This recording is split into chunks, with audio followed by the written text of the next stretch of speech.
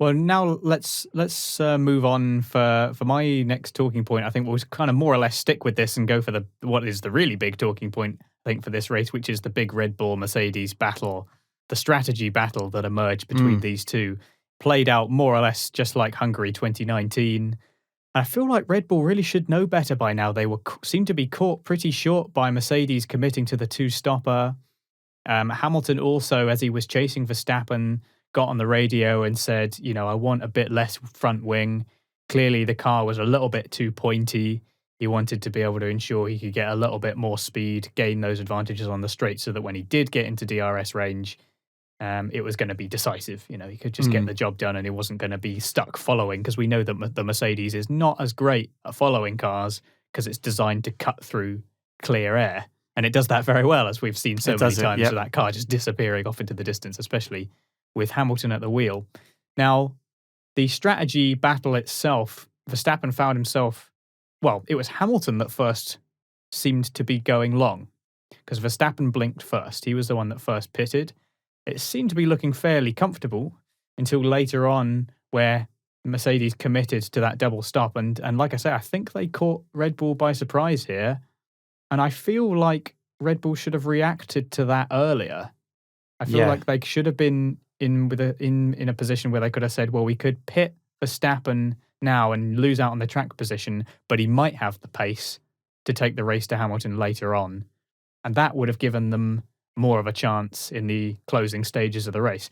Hindsight is a wonderful thing. At the time, they were probably pretty desperate to hold on to track position just in case there's there could be a safety car, or there could be a chance that the tyre difference between the two was significant enough that Verstappen could take advantage of the pace. But it feels like Red Bull making the same mistakes as the past, as well as mistakes in the pit stop as well. And that affected the strategy battle too. So my overall take from this is that Mercedes played an absolute blinder with their strategy, and that Red Bull kind of repeating mistakes that they've made in the past. Yeah, I was quite surprised when Max came in and had a shocking pit stop. I mean, for Red Bull, they had a shocking pit stop. It was over 4 seconds, so lost a net 2 seconds to Lewis Hamilton. And at that point, you would think Lewis would have the lead. If Lewis had boxed that lap, if Mercedes had reacted on that, Lewis would have had the lead. And I was quite surprised to see Mercedes not react to Red Bull's initial pit stop. If I'd seen Red Bull drive past my pit garage, have a little bit of a slow pit stop, knowing that actually that's probably the difference between coming out in P1 and coming out in P2, I would have brought Lewis in straight away and hopefully would have come back out in P1. So I was surprised to see that Lewis was going long, especially had a couple of radio calls from multiple drivers saying the tyres were struggling. Obviously, that Mercedes works well in clean air, so the tyres would have been at a better optimal temperature, been working a lot better, and clearly he had the pace to continue for an extra 7 or 8 laps. I think it was maybe 10 laps his tyres were fresher at one point, which was a good call by Mercedes. And then completely got me by surprise. It looked like Lewis had a real good exit into the back straight. He was like 0.8 of a second behind Max. Right, this is pretty close. He's going to get DRS. Will he make a move into turn 1? And then just peeled off into the pits. And I thought, blimey, that's bold. I thought Mercedes have... At one point, I was trying to do the maths in my head. I'm right, okay, 21-second pit stop, 2 seconds here, 1 second there. I was like, oh my goodness, it's going to be a second per lap he has to make back on not quite brand new medium tyres, but, they were a scrub set. They'd only had a couple of laps on. But yeah, completely threw me. Very bold by Mercedes, but clearly they've got a lot of people working in the background to come up with such a strategy. And what can I say apart from how well it was executed? Like, this is Mercedes, classic Mercedes perfection. Brilliant pit stop, fantastic strategy, brilliant encouragement. The morale was fantastic. Lewis drove incredibly those last 25 laps. He had 24 seconds to make up with 24 laps to go. So he knew what he had to do, whilst lapping a lot of cars, and obviously Max had to lap a lot of cars as well. But we're at Spain. It's pretty hard to overtake here. So he had a lot of work to do, and he managed to pull it off. What does surprise me is why Red Bull didn't jump on that like I thought Mercedes would do at the first pit stop. So they've seen Lewis come in. Right, okay, they're probably going in on their head. Right, he's going to have much fresher tyres than us. He's a fast driver. The car's going to be in clean air. He's probably done a catch-up. So at this point, Max had already been on the radio saying, we're going to struggle to make it to the end, or something along those lines. It was very informative. It wasn't a complaint. It was just, I don't think we'll make it to the end. It wasn't, the car's terrible.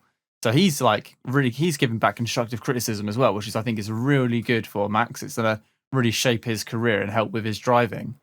Just surprises me why Red Bull didn't go, right, let's box. We'll come out 2 seconds behind Lewis.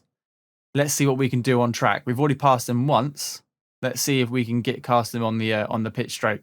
But no, they didn't. They went for the really long game, and the Mercedes played the double stop, so the 2 pit stops. So it was just amazing to see it all come together in the last 10 laps, because obviously Lewis made those positions back pretty quickly. Yeah, what continues to be so impressive about Mercedes, like you say, with this masterclass strategy is that even when their competitor or competitors, in the unlikely event that there happens to be more than one team able to compete with them, is that even when their competitors are faster and maybe get the edge on them on Saturday and even show strong race pace, that strategy-wise, Mercedes seem to be capable of turning things around by dictating the flow of the race, dictating the flow of the strategy, because they're just able to make calls that no one else seems to have the confidence to make. And when Hamilton did come in for that second stop, even though the deficit was that significant, and like you said, you sat there going, how many laps is that? How fast has he got to go?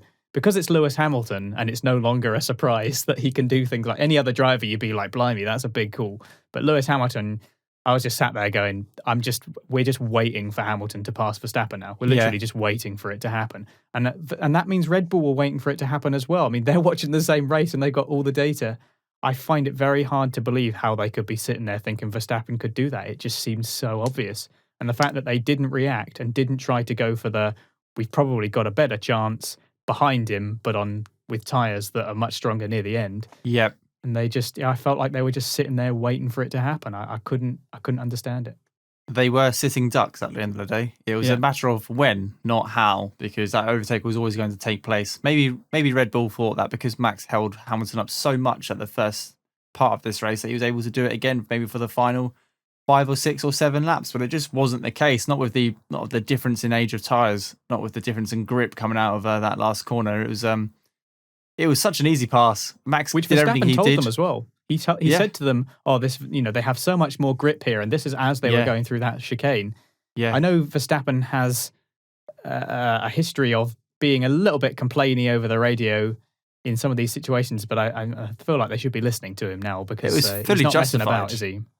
Red Bull for that whole weekend have been really strong in Sector 3. It's a classic Red Bull. It's a tight couple of corners. Red Bull's got a fantastic chassis underneath them, so they're obviously going to be quite good. And then when you see the Mercedes move better through those corners than the Red Bull does, you think that there's no chance. There's no chance. If they're better in the corners and they've got the power on the straights. And that's with the Mercedes with less wing as well. Absolutely. That was after they adjusted the wing. I really enjoyed Hamilton on the radio saying, I think it was just more of a casual conversation, but it was, I don't think I'm going to have much tyres left at the end of this. And I can't remember who the race engineer was, but his response was, we think Max may have a little bit less than you. Yeah, as Bono trying to give him that kind of calm encouragement. Yeah. He'll have less. It didn't seem... Yeah, they'll have a little bit less. I thought that was quite funny. For me, it just felt like a casual conversation happening whilst Lewis is trying to close that gap. But again, just surprised me how quick he closed that gap. That was the real shocker.